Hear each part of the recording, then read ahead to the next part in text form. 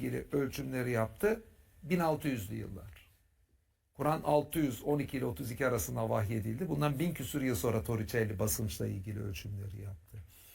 Oksijenle ilgili bilgimizin artması da Kur'an'ın vahyinden 1000 küsur yıl sonra oksijenin solunumdaki önemi, atmosferdeki yeri veya bu detayların öğrenilmesi. Kısacası 7. yüzyılda basıncın ve oksijenin azalmasından dolayı göğüste bir zorluk olacağı, sıkıntı olacağına ilgili bir bilgi yoktu. Evet. Ve bunlar gerçekten o göğüste daralmayı oluşturacak unsurlar ve Kur'an'da böyle bir ifade var. Böyle bir benzer. Yani dediğimiz gibi Kur'an'daki bir sürü olağanüstü ifadeden bir tanesi de bu. Yalnızca bir tanesi de bu. Peki, çok teşekkür ediyorum. Ayaklarınıza sağlık, ağzınıza sağlık. Bugün İslam ve bilimi konuştuk. Konuşmaya da devam edeceğiz. Sevgili izleyenler, bu gece bize ayrılan sürenin sonuna geldik. Yarın tekrar görüşmek dileğiyle.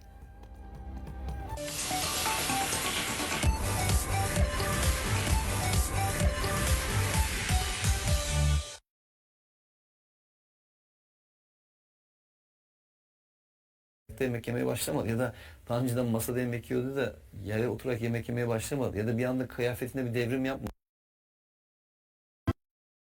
When my team pitched the idea, I thought it was impossible. A pan that sears like stainless, lasts like cast iron, and doesn't use toxic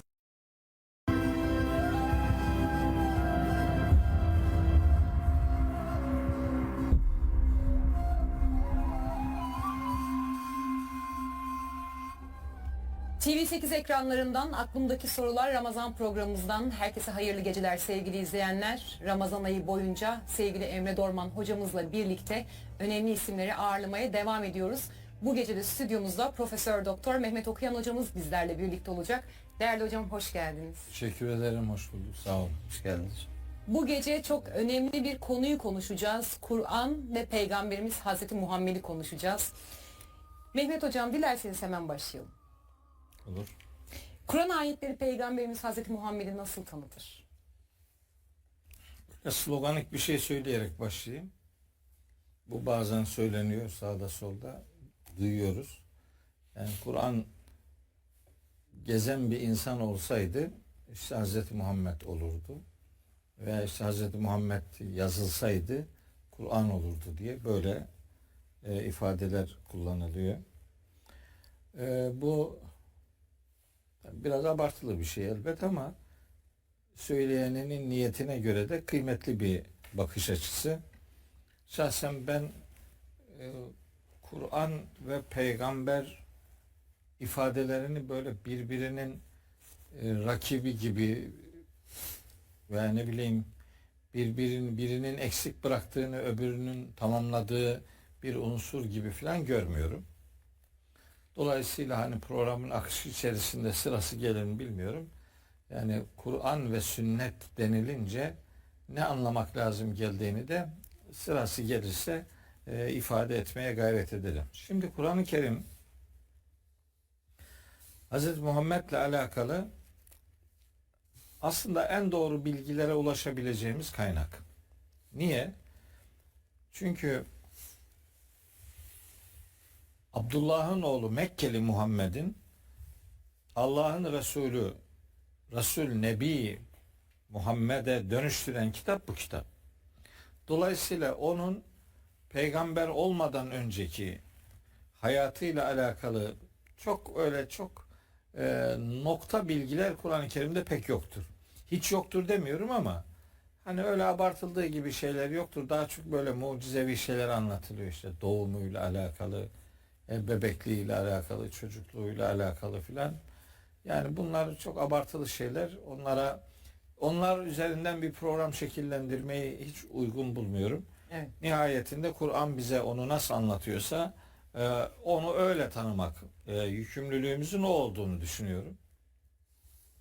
Diğer anlatımlar doğru mudur, değil midir, abartı mıdır, kısıtlı anlatımlar mıdır filan, ondan emin olmadığım için meseleyi oraya götürmüyorum. Mesela Kur'an-ı Kerim Hazreti Peygamber'in With over 800 million people facing poverty globally, Al Mustafa Welfare Trust is dedicated to making a meaningful impact through your 100% zakat. Join us this Ramadan as we go beyond compassion to create lasting change with your zakat. Peygamber olmadan önceki hayatına dair işareten bazı şeyler söyler. Mesela der ki, işte onun yetimliğine gönderme yapar Duha suresinde. Duha ve İnşirah surelerini belki bu anlamda tek başına okusak yeridir yani. 93 ve 94. sureler Hazreti Peygamber'in peygamberlik öncesi, peygamberliğinin ilk dönemleri noktasında onu nasıl inşa ettiğine merak salarsa insanlar o iki sureyi okuyabilirler. Peygamberimizin yetim olduğuna dair gönderme o Duha suresine var. Elem yecidike yetimen, seni yetim bulmamış mıydı? Feava, böylece senin bakımını da sağlamıştı. Sonra ve vecedeke dallen feheda diye bir ifadeyle gönderme yapıyor. Seni böyle şaşkın bulmuştu ve sana hidayet etmiş, doğru yolu göstermişti. Ve vecedeke ailen feana, ve seni fakir bulmuştu, yalnız bulmuştu ve seni zenginleştirmişti diye onun peygamberlik öncesine dair verilen 3 tane bilgi: yetimliği, şaşkınlığı ve kimsesizliği. Düşünce anlamında kimsesizliği, yoksa yakın akrabası vardı, dostları vardı, işte eşinin, işte Hazreti Hatice'nin ticari işlerini yürütüyordu vesaire, son derece hatırlı biriydi. Ama düşünce olarak inandığı değerler noktasında toplumsal hayatta yapayalnız biriydi. Onun için Hira mağarasına 2'de 1 çıkıyordu. Mesela Peygamberimiz peygamber olmadan önce Kur'an-ı Kerim ona nasıl gönderme yapar? Mesela Kalem suresi 3. ayette onun çok güzel bir ahlak üzere olduğunu söyler. Yani niye böyle diyor Rabbimiz? Çünkü gerçekten Mekke'de hani böyle parmakla gösterilecek bir hayatın sahibiydi. Dürüstlüğü noktasında, çalışkanlığı noktasında, namusluluğu noktasında, hak ve hukuka riayeti noktasında, insan haklarına ne kadar titizlikle saygı gösterdiği noktasında biliyorlardı onu. O kadar dürüst bir hayatı vardı ki ticari ilişkilerinde o kadar insanların gıpta edeceği bir düzey tutturuyordu ki Mekke'deki bazı ticaret erbabı onunla ortak olmak istiyordu yani. Öyle bir hayatı vardı. Sırf bu özelliği nedeniyle ona El Emin diyorlardı yani. Güvenilir kişi. Sadece peygamberliğinin öncesinde de değil. Esasında tam Mekke'den Medine'ye hicret edene kadar ona o El Emin gözüyle bakıyorlardı. Çünkü kendi emanet etmeyi düşündükleri eşyalarını ona veriyorlardı. Hicret akşamında da evindeki eşyaların onu Mekke'den gönderen insanlara, müşriklere ait olduğunu rivayetlerden öğreniyoruz. Bu Kur'an'a aykırı bir tarafı olmadığı için ben bunları rahat rahat kullanabiliyorum. Kur'an-ı Kerim Hazreti peygamber olmadan önce, peygamberlik sonrasına dair söyleyeceğim bir sürü şey var da, peygamberlik öncesine dair de Kur'an'da göndermeler vardır Hazreti Peygamber'e, ona dair söylüyorum. Mesela Necm suresinde Allah-u Teala Hazreti Peygamber'in peygamber olmadan önce hiçbir şekilde şaşkın ve sapkın bir hayatının olmadığını söylüyor. Hemen surenin başında Necm suresinde ve necmi idâ heva, işte peyderpey indiği zaman vahye yemin olsun ki ma dalle sahibukum ve ma gaba, sizin arkadaşınız ne saptı ne de azgınlaştı. Yani onun peygamber olmadan önceki hayatında da sapkınlık denebilecek bir şey yok. Azgınlık denebilecek bir şey yok. Mesela Hilful Fudul diye bir teşkilat var. Erdemliler Teşkilatı diye bugünkü dile tercüme edilirken öyle kullanılıyor. O Hilful Fudul demek yani faziletli, iyi, dengeli, faydalı davranmaya dair yemin edenlerin kurduğu bir işte teşkilat, bir dernek diyelim bugünkü tabirle. Onun üyesiydi. Mesela çok iyi bir Mekkeliydi. Çünkü Ficar savaşları vardı o zaman. Yani facirlik, azgınlık yapıp Mekke'ye saldıran çevreden o tür saldırganlara karşı Mekke'yi savunan grubun içerisinde daima yer almış. Hani ait olduğu toprakların ortalama değerlerine bir saldırı olduğunda onlara karşı mücadele edenler arasında yer almış düzgün bir Mekkeliydi. Hatta o kadar düzgün biriydi ki işte Kabe'nin işte o taşı yerine yerleştirmede bir tereddüt olduğunda ortalama herkes onun hakemliğini kabul edecek kadar ve çözüm üretebilen, normal sosyal hayatın içinde çözüm üretebilen bir tarafı vardı. Bu da rivayetlerden öğreniyor. Bu tabi Kur'an-ı Kerim'de göndermesi yok. Ama Peygamberimizin sapkınca bir hareket yapmadığı, azgınca bir iş yapmadığı Kur'an ayetleriyle sabittir. Necm suresinin 2. ayeti bunun delilidir. Büyük bir güzel bir ahlak üzere sahip olduğu gene Kur'an ayetiyle, Kalem suresi 3. ayetle sabittir. Hiçbir zaman puta tapmadığı da Kafirun suresinin 4. ayetiyle sabittir. Ve la ene abidun ma abettum, ben sizin tapındığınız varlıklara hiç tapınmamıştım ifadesiyle. Hani kimse ona eskiden tapınıyordun şimdi ne oldu sana diyemedi yani. Çünkü tapınmıyordu. Yoktu bunun öyle bir özelliği, öyle bir hayat gidişatı. Çocuklarına sahiplikte, çocuklarını yetiştirmede, çocuklarını yerleştirmede de son derece dengeli davranmış. Peygamber olmadan önce de. Ama Mekke'nin yoğun ahlaksız gidişatıyla alakalı dini bir çözüm üretme imkanı yoktu Peygamberimiz. Yani milletin faizciliğini biliyor ama faizin haram olduğuna dair dini bir metin yoktu elinde. Yani ne bileyim insan hakları ile alakalı tecavüzler oluyor. O insan hakları tecavüzlerine karşı dini argümanlı bir şey söyleyemiyordu. Çünkü Allahu Teala onun peygamber olmadan önce herhangi bir ilahi metin okumadığını Kur'an'da bize haber veriyor. Evet. Ankebut suresi 49. ayette 48. ayette diyor ki ve ma kunte tetlu min qablihi min kitabin. Sen Kur'an'dan önce herhangi bir kitap okumamıştın. Kur'an'dan önce ama anlaşılıyor ki dini bir metin bu. Herhangi bir şey okuyamaz, yazamazdın demek değil yani. Evet. Kur'an'dan önce dediğine göre anlaşılıyor ki orada bir dini gönderme var yani. Kur'an'dan önce herhangi bir dini kitap okumamıştın. Ve la tehuttu bi yeminike. Şimdi bu söylediklerini de sen sağ elinle yazıyor değilsin. İden eğer öyle olsaydı lertabel mubtilune. Bu iptal edenlerin şüpheleri ayyuka çıkardı yani. Dolayısıyla Peygamberimiz o anlamda ilahi bilgilerden mahrum bir insandı. Dini bilgiler noktasında entelektüel bir tarafı yoktu.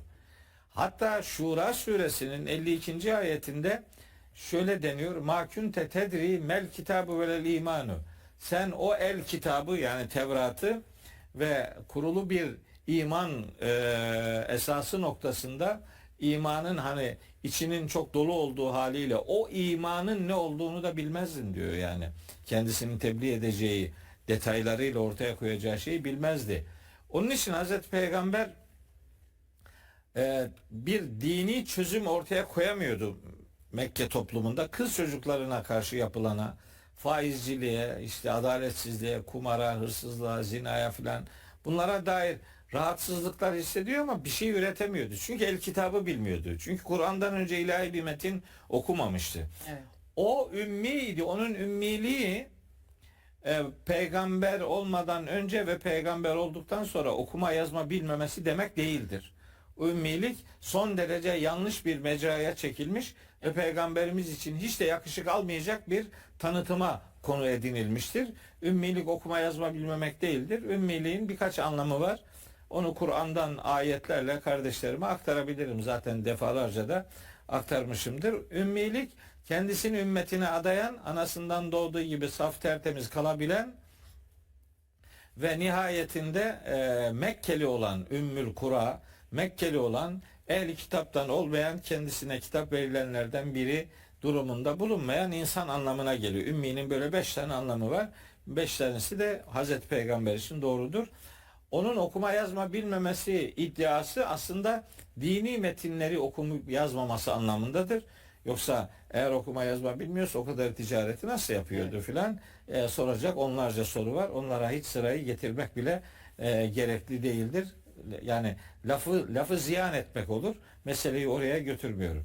Şimdi ben tabi peygamberimizin peygamberlik öncesi ne biraz değinmiş oluyorum. Kur'ani referanslarla. Ara ara bu Kur'an'da yoktur da diyorum, yani neresi yoksa onu da söylüyorum.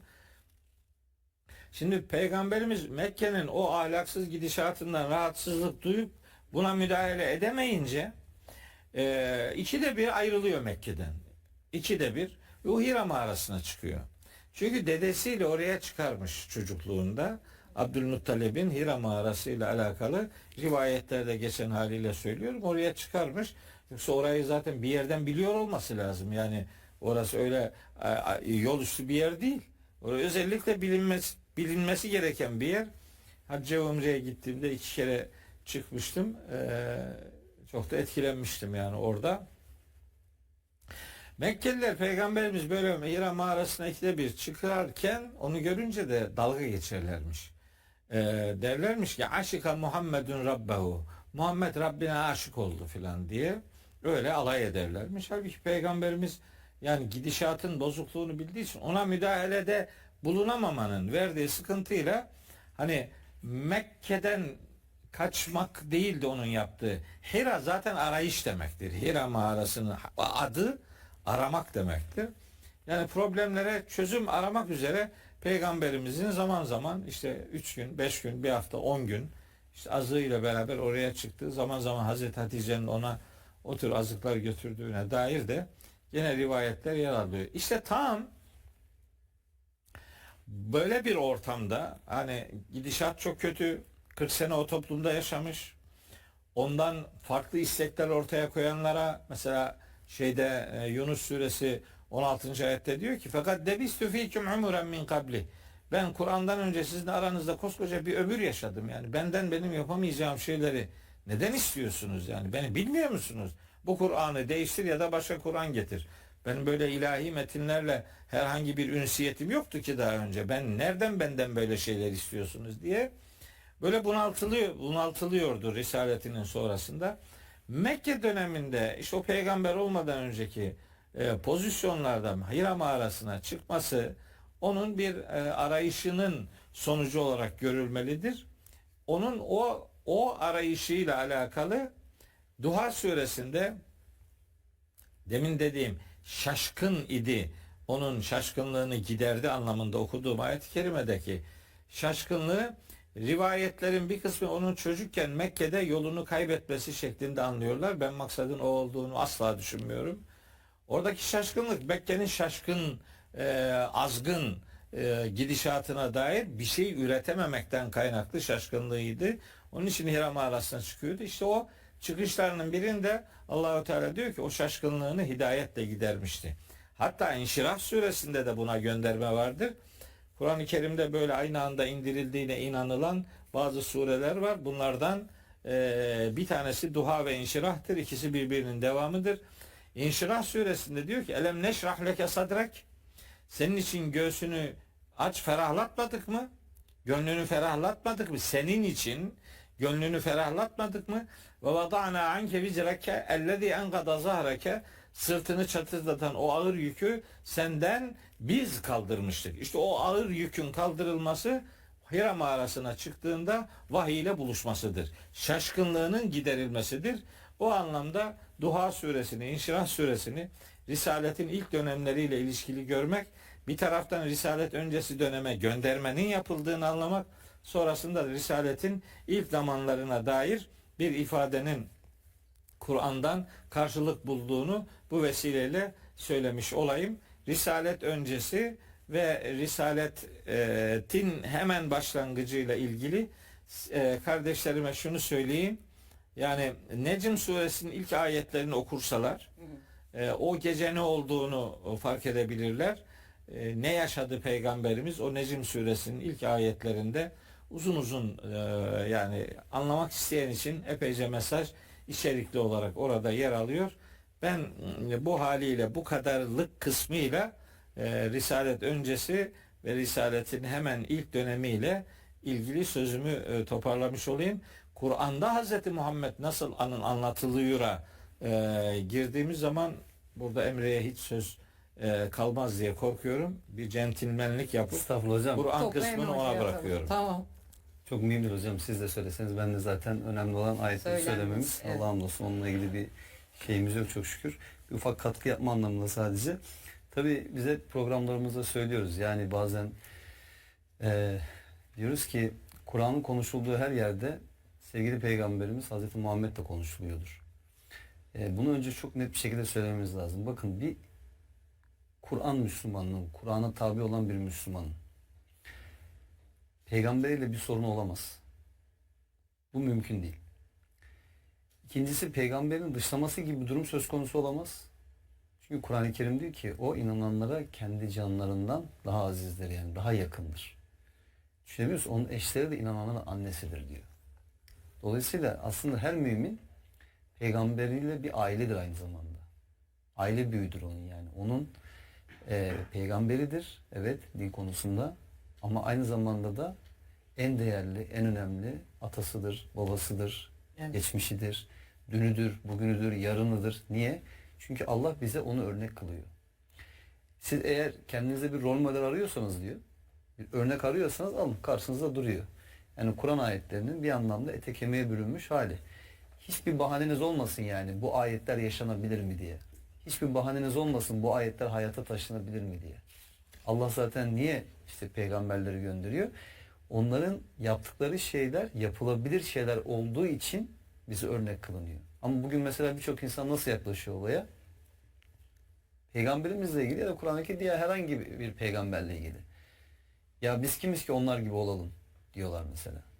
Ya da işte bir şey oluyor adam ki ben de peygamber demiyorum. Biliyoruz senin de peygamber olmadığını ama peygamber olmaman peygamberin yaptığı bir şeyi yapmaktan seni geri bırakmıyor yani. Değil mi? O sabırlıysa Evet. sen de sabırlı olabilirsin. İşte bu peygamber sabrı lazım diyor mesela buna. Tamam ne güzel işte. Yani peygamber sabrı göster mesela bu durumda gibi. Yine mesela Kur'an'ı tebliğ etmek, Kur'an'a tabi olmak onun en büyük sünnetidir. Kur'an'ı tebliğ etmek ve Kur'an'a tabi olmak. Dolayısıyla bugün bir Müslümanın da peygamberinin yolundan gitmek isteyen bir Müslümanın yapması gereken şey nedir? Kur'an'a tabi olmaktır ve Kur'an'ı tebliğ etmektir insanlara. Evet. Din adına konuşurken peygamberimiz Allah'ın kitabından konuşuyordu. Demek ki bir Müslüman da din adına konuşurken peygamberini takip etmek istiyorsa ne yapması gerekir? Allah'ın kitabından konuşması gerekir. Öte taraftan tebliğ karşılığında hiçbir ücret talebinde bulunmamak. Peygamberimizin en büyük sünnetidir. Bütün peygamberlerin sünnetidir. Yani eğer onların yoluna tabi olmak istiyorsak din hiçbir zaman bir ticaret konusu olmamalıdır. Alım satım konusu olmamalıdır. Herhangi bir alışverişin metası konusu olmamalıdır. Çünkü din Allah'ın dinidir. Dolayısıyla sahipsiz değildir ya da Allah'tan başkasına ait değildir ki bir başkasını alıp satabilsin. Allah'a ait olan Allah'a aittir. Başkasının onu ticaret konusu yapamaz. Tabi Mehmet Hocam çok güzel noktalara değindi.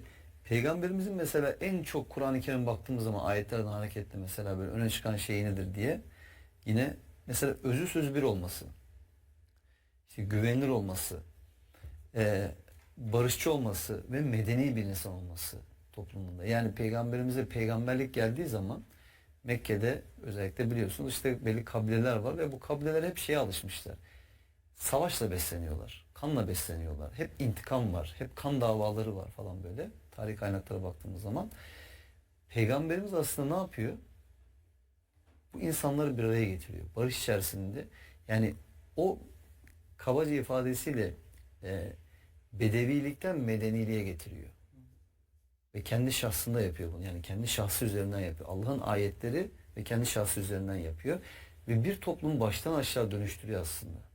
Yani daha önce birbirini gırtlaklayan boğan insanlar el ele kol kola Allah yolunda savaşan ve kendi kardeşi hayatta kalsın diye belki kendi canını ortaya atabilen, onun önüne geçebilen insanlara dönüşüyorlar. Daha önce gırtlakladığı adamın belki bu sefer sırf o yaşasın diye kendini öne atan insana dönüşüyor. İşte bu bir bakış açısı yani. Bunu sağlayan nedir? İşte Peygamberimizin o vizyonu.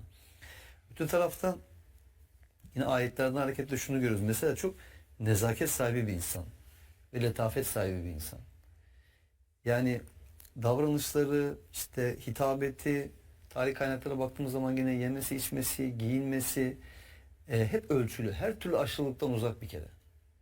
Hani hep anlatılan bir şey vardır ya, yani ayırt edemiyorsun. Geldiğin zaman hani ilk defa görecek birisi, dışarıdan gelen birisi ayırt edemiyor yani. Hangisi acaba Muhammed? Ama şimdi bir düşünsenize. Yani şimdi ufacık böyle bir makam mevki sahibi olan bir insanı gelin de ayırt etmeyin bakalım bir topluluk içerisinde yani. Hani zaten ayırt etmezsen fırçayı yersin. Tabii. Mahveder adam seni yani, ne hale getirir. Sen işte benim kim olduğumu biliyor musun diye bir başlar, ya da sen nasıl benim kim olduğumu bilmiyor musun diye bir başlar, ondan sonra artık gerisi gelir. Yine mesela bakıyoruz ayetlerden neyi görüyoruz? Onun yanında insanlar bağıra çağıra konuşuyorlar, seslerini yükseltiyorlar. Bu konuda insanları uyaramıyor, kırmamak için ama. Ve ayet geliyor bakın. Yani seslerinizi peygamberin sesinin üzerine yükseltmeyin. Ayet geliyor, Allah uyarıyor. Yine mesela bakıyoruz odaların arkasından, işte değil mi, evinin dışından seslenerek böyle bağıra çağıra işte peygamberimize hitap ediyor. Allah onları uyarıyor. Size sabredin diyor, bekleyin diyor. Yine mesela peygamberimizin evine yemek yemek için geldiğiniz zaman diyor, hani yemek yendikten sonra izin verildiyse size yemek yemek için gelmeye, yemek yedikten sonra dağılın, lafı uzatmayın diyor. Eziyet vermeyin ona diyor aslında Allah. Bakın görüyoruz ki peygamberimiz bu konuda bile insanları uyaramıyor. Yani şöyle düşünün, tabii ki şu da anlaşılabilir bir şey. Siz peygambersiniz, hayattasınız ve insanlar tabii ki sizin yakınınızda olmak isterler. Sizin civarınızda, yanınızda olmak isterler. Evet. Bir şey daha duyabilir miyim diye. Ama yani herkes bunu isterse ne olur, hele ki ev halkı, ailesi var peygamberimizin, eşleri, işte diyelim ki belki ibadetle meşgul olacak, o esnada Kur'an'la meşgul olacak, ya da bak belki devletle ilgili özel bir takım görüşmeler yapması gerekiyor, başka konular var. Şimdi herkes bir anda gelip peygamberimizin evinde oturup çakılı kalırsa ve çıkmazsa yani nasıl bu işler yürütülecek? Mahremiyet. Dolayısıyla bunların hepsi aslında bize bir şey öğretiyor. Bazı insanlar eleştiriyorlar, ya işte bazı ayetlerde peygamberin aile hayatıyla ilgili yok, evine girdiği zaman bilmem ne. Ya bunların hepsi insanlara sosyal hayat içerisinde insan ilişkilerinde nasıl davranmamız gerektiğiyle ilgili muhteşem ölçüler veriyor. Evet. Yani Allah orada peygambere özel bir şeyden bahsetmiyor ki, peygamberimiz üzerinden insanlığa bir mesaj veriyor aslında baktığı zaman. Tabii peygamberimiz aslında Allah'tan almış olduğu o görevi en güzel şekilde yerine getirirken öyle kolay bir şartlarla karşılaşmadı. Birçok zorluklarla karşılaştı, mücadele etmek durumunda kaldı. Baskıları uğradı, iftiralar uğradı, hakaretlere maruz kaldı. Yani peygamberliği öncesinde az önce de Mehmet Hocam dedi, mesela güvenilirliğiyle, nezaketiyle, zekasıyla, kabiliyetiyle, hoşgörüsü, erdemiyle insanlar tarafından sevilen, takdir edilen bir insandı. Ama peygamberliğiyle birlikte aslında o aynı insandı, değişmedi ki. Hatta daha da iyi bir insan oldu. Vahyin ona belirlediği rotada. Ama ne oldu da daha önce başların üzerine koydukları, yere göre sığdıramadıkları Muhammed, Hazreti Muhammed olunca, Peygamber Muhammed olunca ne oldu da bu kadar tepki gördü?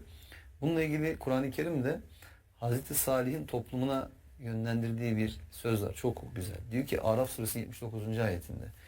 Nihayet Salih onlardan yüzünü döndürüp şöyle dedi. Ey toplumum, yemin olsun ki Rabbimin mesajını size tebliğ ettim.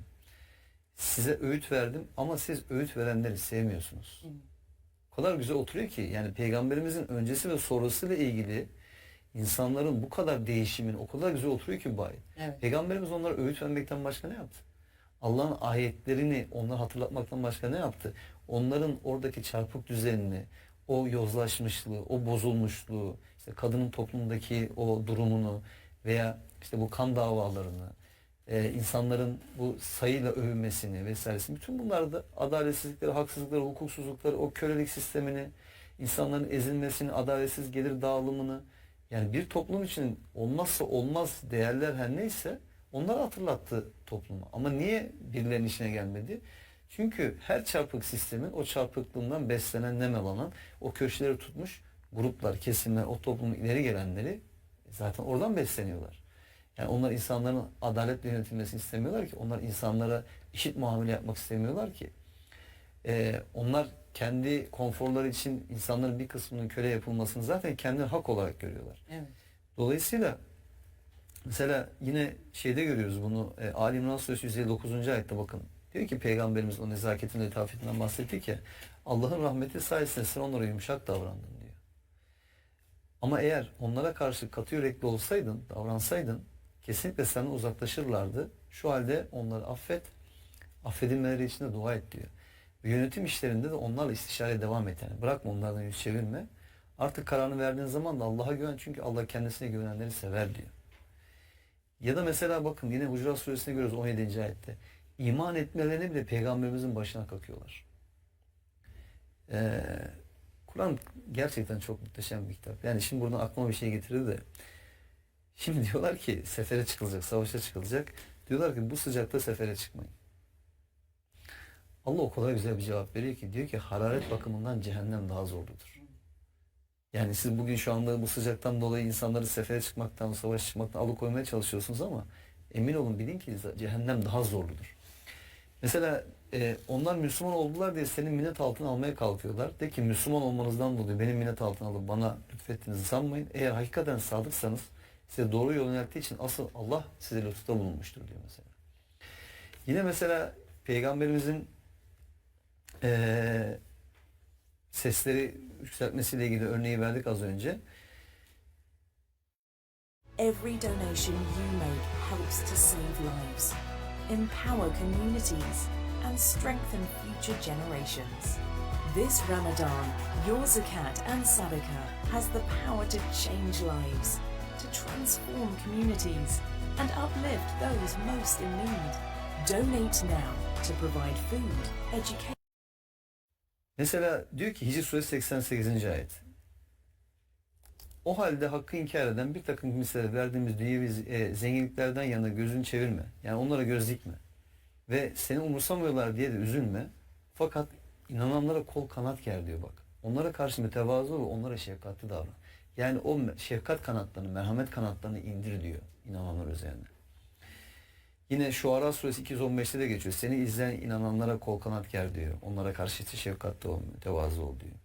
Kalem Suresi 4. ayette de ve gerçekten sen çok büyük bir ahlak üzerindesin diyor. Asıl tam da böyle hani Peygamberimizin bize örnek olmasıyla ilgili çok muhteşem bir ayet.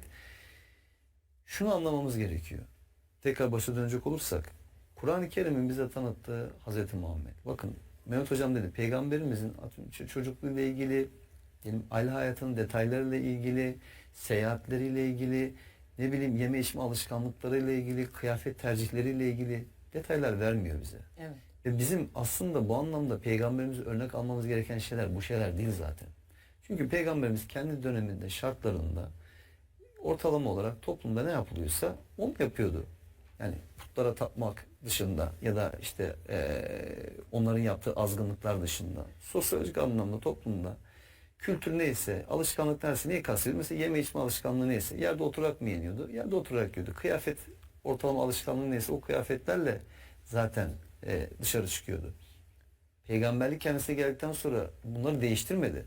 Yani yerde yemek yiyordu da işte ayakta yemek yemeye başlamadı ya da daha önceden masada yemek yiyordu da yere oturarak yemek yemeye başlamadı ya da bir anda kıyafetinde bir devrim yapmadı. Çünkü Allah bunlarla ilgili bir düzenleme getirmedi. Ama gerçek anlamda Peygamberimizi örnek almak istiyorsak, onun yoluna tabi olmak istiyorsak işte Kur'an-ı Kerim'de onlarca ayet var. Evet. Yani onun nasıl medeni bir insan olduğu ile ilgili, nasıl üstün ahlaklı bir insan olduğu ile ilgili, nasıl örnek bir şahsiyet olduğu ile ilgili, işte edebiyle ilgili, nezaketiyle ilgili, güzel söz kullanmasıyla ilgili, insanlara, inananlara kol kanat germesiyle ilgili muhteşem ayetler var. Zekasıyla, o kararlılığıyla, duruşuyla ilgili, yılmazlığıyla ilgili yani muhteşem ayetler var Kur'an-ı Kerim'de.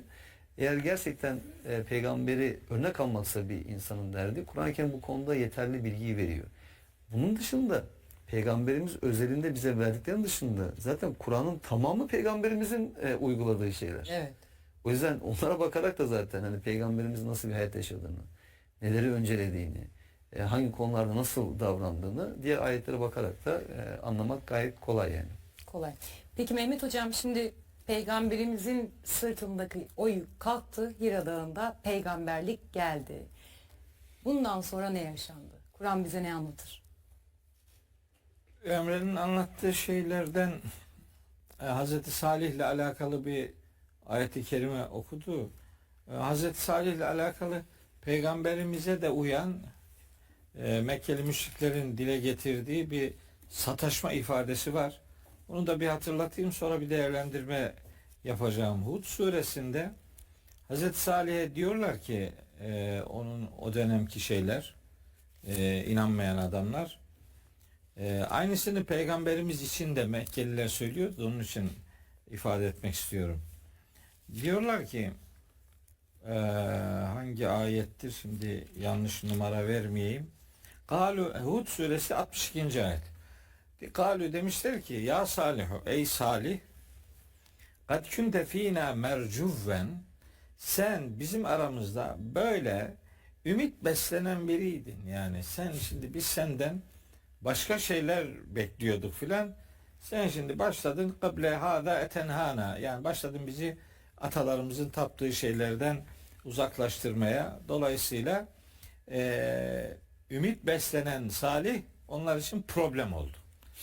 O nasihat etti. Onlar da nasihat edenleri sevmiyordu. Araf suresindeki ayet okudu. Bu Hud suresi 62. ayet Mekkeli müşriklerin peygamberimizle ilgili tutumuna çok benzetiyorum Hazreti Salih'e söylediklerini. Ben Mekkeli müşriklerin Hazreti Peygamberle ilgili tutumlarını özetlemek için şöyle bir ifade kullanıyorum. Bilmem izleyici kardeşlerim yanlış anlamasınlar. Aradan Hazreti Muhammed'in tebliğ ettiği Kur'an'ı alın, çekin. Yani tebliğ ettiği Kur'an'ı ayırın peygamberimizden. Mekkeli müşriklerin Hazreti Peygamberle hiçbir problemi kalmaz. Onların bütün derdi vahiy iledir. Şimdi peygamberimiz, mesela onu anlatan ayetler var. Ben onlara girmedim. Yani diyor, inanmıyorlar diye kahroluyor peygamberimiz. Lealleke bâki'un nefseke ellâ yekûnû müminin. İnanmıyorlar diye neredeyse kendini perişan edeceksin diyor. Kehf suresi 6. ayette, Şuara suresi 3. ayette, Fatır suresi 8. ayette. Yani uyarıyor, yapma. Bu inanmıyorsa inanmıyor filan diye. Hatta Yasin suresinde, herkes bildiği için oradan söyleyeyim. Ayet-i kerimede Allahu Teala peygamberimize diyor ki fela yahzunke kavluhum. Ya onların sözleri seni hüzünlendirmesin. İnna na'lemu ma yusirrune ve ma yu'linune. Onların gizlemekte oldukları ve ilan etmekte oldukları şeyleri biz gayet iyi biliriz. Demek istiyor ki senin duyduğun ne ki? Daha duymadığın nice şeyler var bunların içlerinde. Onu dışlarına vurmuyorlar diye moral vermek istiyor.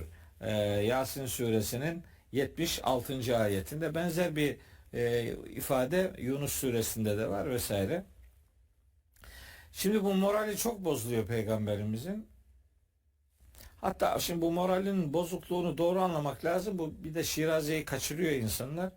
İşte bazen diyorlar ki işte peygamberimiz o kadar morali bozuldu ki işte intihara kalkıştı ya. Allah Allah. Bunu nereden uydurup duruyorsun kardeşim ya? Böyle bir şey olabilir mi?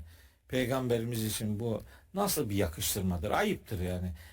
Yani ümmeti, etrafındaki insanlar ona yeterince itibar etmiyorlar. Bu o kadar üzülüyor ki üzülüyor, ne çareyi nerede buluyor? İntiharda. Haşa, yani böyle bir şey kesinlikle yok. Akla ziyan bir şey. Şimdi Rabbimiz peygamberimizi rahatlatmak için çok üzüldüğünü biliyor ve ona yönelik bir ayette şöyle bir ifade kullanıyor. Diyor ki En'am suresinin 33. ayeti. Ben de bazen bu ayeti hatırlayıp da yani benim çektiğimde ne ki diyorum kendi kendime, yani bir şey değil ki. Allah-u Teala peygamberimize moral veriyor. Diyor ki kad na'lemu, biz biliyoruz. Biz biliyoruz. İnnehu le yahzunukellezî yekulûne. Onların dedikleri sözlerin seni hüzünlendirdiğini biz biliyoruz. Fe innehum, ama onlar la yukezzibûneke, aslında seni yalanlamıyorlar. Velakinne zalimine, bu zalimler bi ayatillahi yechadûne. Onların problemi Allah'ın ayetleriyle. Onlar Allah'ın ayetlerini inkar ediyorlar. Aradan ayeti çıkarsan Mekkelilerin Hazreti Muhammed'le hiçbir problemi kalmayacak yani. Hatta işte ona o Kalem suresinde anlatılıyor. 4. ayette onun büyük evrensel bir ahlak üzere olduğu söylendikten sonra diyor ki Allahu Teala veddu, istiyorlar Mekkeliler için, lev tudhinu feyudhinune. Sen böyle ne bileyim Yani kelimeyi kullanmak da istemiyorum ama hani onu kullanmadığında nasıl diyeceğim bilmiyorum. Yani senin taviz vermeni istiyorlar. Gevşeklik göstermen. Gevşeklik göstermen, onun tam Türkçesi o değil aslında. Yani söyleyeyim ne olacak? Senin yalakalık yapmanı istiyorlar. Yalaka davranmanı istiyorlar. Onlar da öyle yapacaklar. Taviz ver yani. Değerlerinden. Diyorlar ki işte bir sene bizim dediğimiz gibi yapalım. Bir sene senin dediğin gibi yapalım. Hangi sene işimiz daha güzel giderse öyle devam ederiz. Peygamberimizden taviz koparmak için böyle teklifler ortaya koyuyorlar. Allahu Teala da onu uyarıyor. Fela tut'il mukezzibin. Bu yalancılara asla itaat etme diye. İşte ondan sonra böyle 8 tane madde sayıyor. Şu özellikte olan hiç kimseye sakın ha itaat etme, aldırış etme, boyun bükme diye. Böyle beyanları var Allahu Teala'nın peygamberimizi hem inşa eden. Tabi belki bu programda aslında peygamberimizi inşa eden ayetleri de konuşmak lazım. Yani Müzzemmil suresinin ilk ayetlerini okumak lazım. Müddessir suresinin ilk ayetlerini okumak lazım. Onlar peygamberimizi inşa eden ayetlerdir. Risalet yolculuğunun ilk fişeklendiği konu başlıklarıdır. Harika konulardır o Müzzemmil ve Müddessir'in ilk grup ayetleri. Cidden muhteşem ayetlerdir. Ama neyse ben oralara girmeyeyim. Şu kadarını söyleyeyim. Bu ümmetin peygamberini Kur'an'dan anlamak, Kur'an'dan tanımak gibi bir görevi var. Ümmetin peygamberine karşı bir takım görevleri sayılır. Ben o sayılanlara da öyle çok fazla itiraz etmem. Bir kısmı çünkü ayetlerden desteklidir. Onlar onu ayetlerle söylemezler ama ben onların ayetlerini biliyorum yani. Hangi ayetlerden nasıl besleniliyor. Bu ayetlere bakarak peygamberimize yönelik ümmetin 6 tane görevi olduğuna inanıyorum ben. Bu görevleri şunun için dillendirmek istiyorum. Mekkeli müşrikler peygamberimize karşı 10 tane suçlamada bulunmuşlar. Evet. 10 tane. Yani ya akla ziyan suçlamalar. İşte o suçlamaların bir kısmını yani Müslüman dünyanın bazı çevrelerinde o suçlamalara hizmet edecek algılar, düşünceler de bazen gündeme gelebiliyor. Mesela peygamberimize diyorlar ki büyü yapıldı. Hatta Felak ve Nas surelerinin öyle bir büyü olayı üzerinden hareketle indirildiği iddia edilir. Asla bu doğru değil. Niye doğru değil? Çünkü Mekkeli müşriklerin peygamberimize yönelttiği o suçlama ifadelerini dinlerse bir adam böyle bir sonuca varmaz. Ne demişler? Mesela ben söyleyeyim şimdi. Peygamberimize Mecnun demişler. En çok bununla suçlamışlar onu. Tabi bizim literatürümüzde mecnunluk daha çok delilikle karşılanır. Evet. Yani tercümelerde de genellikle öyle yazılır. Bu o delilik demek değil. Yani Mecnun deli demek değil. Çünkü Mekkeliler peygamberimize hem deli deyip hem de ona eşyasını emanet eder mi? Böyle bir şey olur mu yani? Onunla alışveriş yapar mı yani? Onunla aile hukuku, kız alma, kız verme noktasında bir ilişkisi olur mu? Deli dediğine böyle bir şey demezsin. Mecnun demek aklı cinlerin kontrolüne girmiş adam demek yani. Mekkeliler o dönemde böyle sıra dışı ya da dini içerikli ya da vahiy iddialı bir şeyler söyleyen olduğunda onu cinler etkisi altına aldı diye ona mecnun derler. Mecnun aklı kapanmış ya da cinlerin kontrolüne girmiş kişi demek. Birinci suçlamaları bu. Bu suçlamayı reddediyor Kur'an-ı Kerim tabi. Çeşitli ayetlerde reddediyor. İkinci suçlama peygamberimize şair diyorlar. Kur'an'a da şiir diyorlar tabi. Yasin suresinde Allahu Teala bu iddiayı da reddediyor. Ve ma allemnahu şi'ra ve ma yenbaghi. Biz ona şiir öğretmedik zaten gerekmez de diyor. Bu şairlik ikinci suçlama. Üçüncü suçlama kahin. Böyle yani kendi insanların makul olarak üretemeyecekleri bir yerlerden etkilenerek, kehanette bulunarak söz söyleyene kahin diyorlar. Üçüncü suçlama bu. Dördüncü suçlama peygamberimize diyorlar ki bu adam sahir. Sahir demek büyücü demek. Büyü yapan adam. Bu dördüncü suçlama. Beşinci suçlama peygamberimize meshur diyorlar. Bunlar hep ayetlerde var. Evet. Meshur büyülenmiş kişi. Şimdi bizimkiler ne diyor? Peygamberimize büyü yapıldı. Onun için Felak ve Nas suresi geldi. Olur mu öyle şey? Bu Mekkeli müşriklerin suçlaması. Buna nasıl haklı çıkartacak bir yaklaşım ortaya koyarsın? Hayır. Peygamberimiz sahir de değil, meshur da değil. Yani büyücü de değil, büyülenmiş de değil. 5. 6.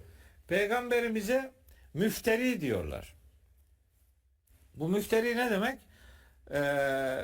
Normal toplumsal hayatta biri hakkında herhangi olmayan bir şeyi söyleme anlamında müfteri değil. Müfteri, millet zannediyor ki Mekkeli müşrikler Tanrı tanımaz insanlardı. Hayır. Müşrikler Allah'ı bilen insanlardı. Sadece Allah'ın peygamber görevlendirme sistemine karşı durdukları için ve ahireti inkar ettikleri için, tabi kitabı da inkar ettikleri için Allah'la kendileri aralarına melek aracılığını işletmeye çalıştıkları için onlara müşrik diyor. Onlar aslında dindar adamlardı. Kendilerine göre dindarlardı ve Peygamberimize müfteri derken aslında demek istiyorlardı ki Allah bizim inandığımız Allah böyle bir şey demezsen Allah'a iftira ediyorsun. Onların müfteri suçlaması Allah'ı sahiplenmek için dile getirdikleri bir suçlamadır. 6. suçlama müfterilik. 7. suçlama, hani bazen diyorlar ya, müşrikler peygamberimize her şey dedi ama yalancı diyemedi. Yalancı da dediler. İşte açsınlar Saat suresi 7. ayet okusunlar. Sahirun kezzabun. Sahir ve kezzab, büyücü ve yalancı. Kezzap da hem çok yalan konuşan, hem her türlü yalanı konuşan ve hem sürekli yalancılıkla anılan kişi demek. O da o yalancılık normal insan ilişkilerinde yalan konuşması değil. Yani Allah adına yalan konuşuyor. Allah'a iftira ediyor. Dolayısıyla Allah adına yalan konuşuyor ve ona kazip demiyorlar. Kezzap diyorlar. Yani abartı kalıbını kullanarak söylüyorlar. Bu 7. suçlamaları. 8. suçlamaları peygamberimize muallem diyorlar. Muallem. Bu Duhan suresi 14. ayette geçiyor. Muallem demek kendisine bu bilgiler birileri tarafından öğretilen kişi demek yani. Yani peygamberimize birileri bir şey öğretiyor. İnsanlar tarafından öğretilmiş kişi, işte Nahl suresi 103. ayette ve Furkan suresinin 4. ayetinde buna dair işte onların dile getirdiği suçlamalar var. Bu 8. suçlama. 9. suçlama bütün o dönemin müminlerini de içerecek şekilde ama özellikle de peygamberimiz için dallun diyorlar. Dal, sapkın yani. Sapkın bu Mutaffifun suresinde geçiyor. Bütün müminleri içerecek şekilde ama şeyde Furkan 32'de galiba. Mutaffifin 32'de evet. Bu Furkan suresinde de buna benzer bir ifade var. Onu bulmak ve kardeşlerimle paylaşmak istiyorum. Furkan suresi 42. ayette diyor ki Mekkeli müşrikler İnkâde le yudilluna an alihetina levla an sabarna aleyha.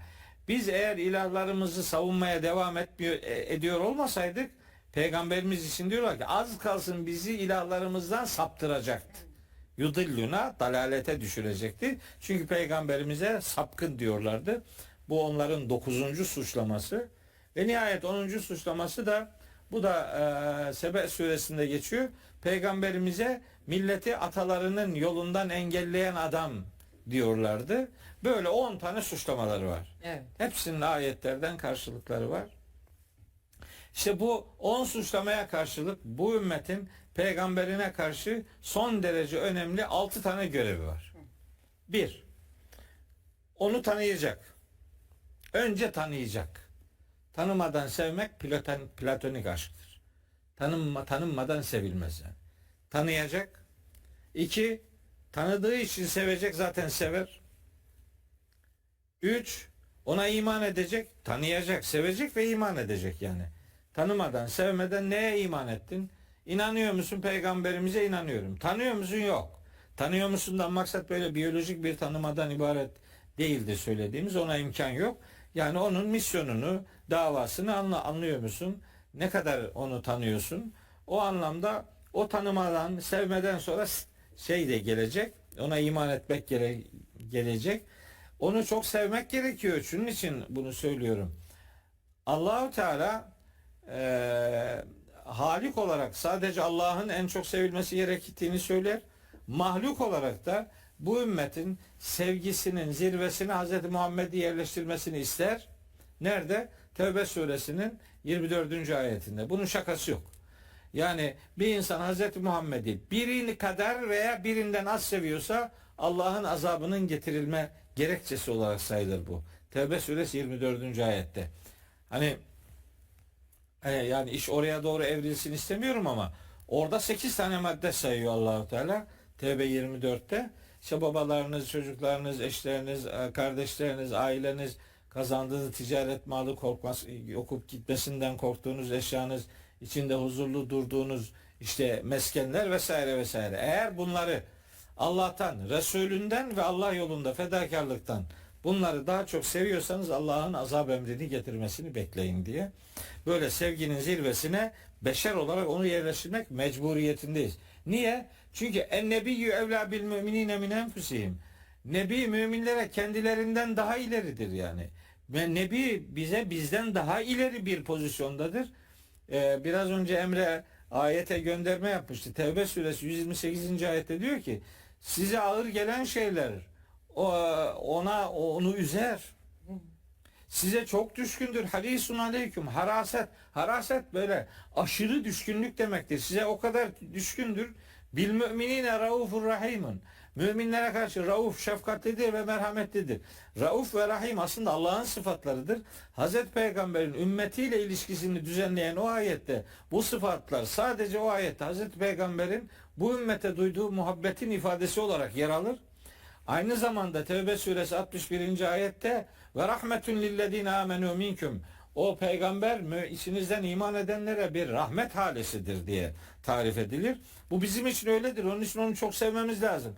Bu yani hani biraz önce Emre söyledi, çok da hoşuma gitti. Hani onun eşleri bizim annemiz ise o da bizim onlar bizim manevi annelerimizdir. Efendimiz Aleyhisselam da bizim manevi babamızdır. O zaman demek ki ailemizin bir ferdidir. Yani ben mümin kardeşlerime bazen söylüyorum. Evinizde 24 saat Hazreti Peygamberle hayal edebiliyor musunuz? Evin büyüğü diyelim geldi. Yani mesela Peygamberimizle bir dizi seyredebilir misiniz? Mesela ya Resulallah gel seninle bir dizi seyredelim. Seyredemez.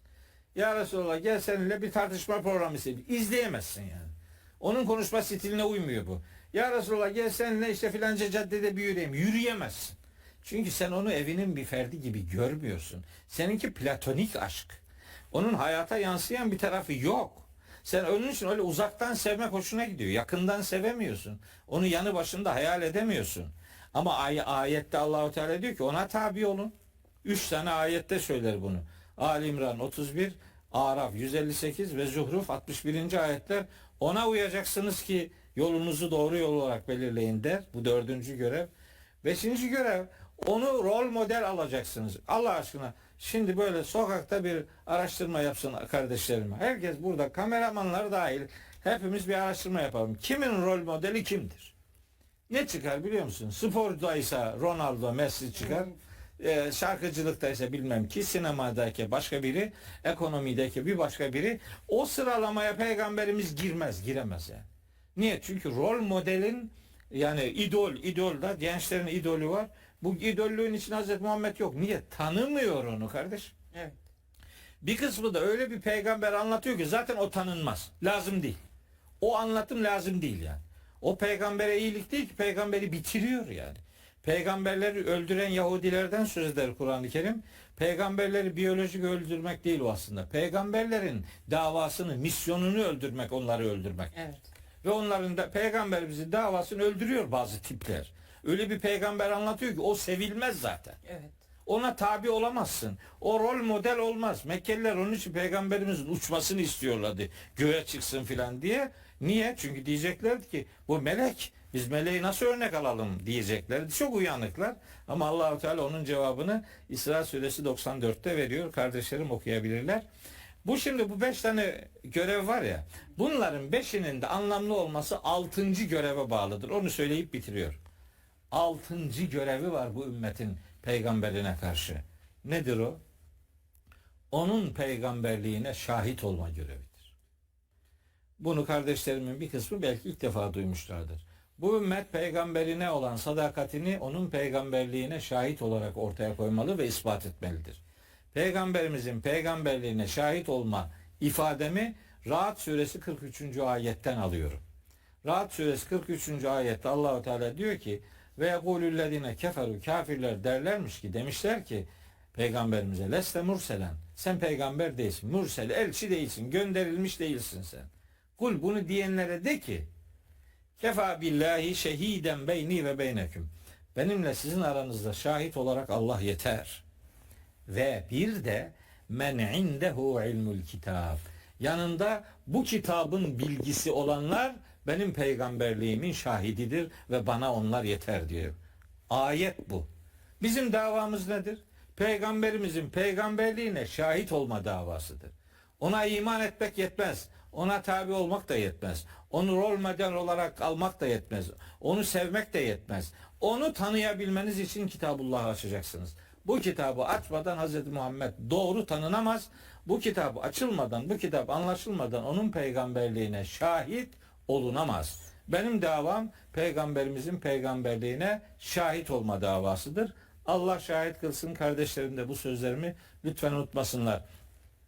Benim peygamber sevgimi biri tartışırsa eğer, benim peygamberimle alakalı herhangi bir noktada ufak bir tereddüdüm olduğunu biri söyler, aklının ucundan geçirirse, kıyamet sabahı iki elim onların yakasında olacak ve Allah'ın huzurunda onlarla hesaplaşacağım. Benim iddiam şudur: benim peygamberimi sevdiğim kadar kimse sevmiyor. Benim iddiam, benim için budur. Herkes seviyordur elbette ama ben benim sevgimi anlatmak için söylüyorum. Benim Kur'an'a olan aşkım, peygambere olan aşkımın bir karşılığıdır, bir görüntüsüdür. Emre'nin dediği gibi benim Kur'an dediğim her yerde zaten Hz. Muhammed otomatik olarak vardır. Çünkü bu ümmet Kur'an'a inanmadan Hz. Muhammed'e inanarak yolculuğunu başlatmıştır. Peygambersiz din beklentisi dinsizliktir. Bunu iddia etmek dinsizlik olduğu gibi peygamber sevgisini birinin öbürünün pazara çıkarmasını fütursuzca ortaya koymak da tipik bir münafıklıktır. Müslüman kardeşlerimin bu tehlikeli sularda yol almamasını kendilerinden özellikle istirham eder.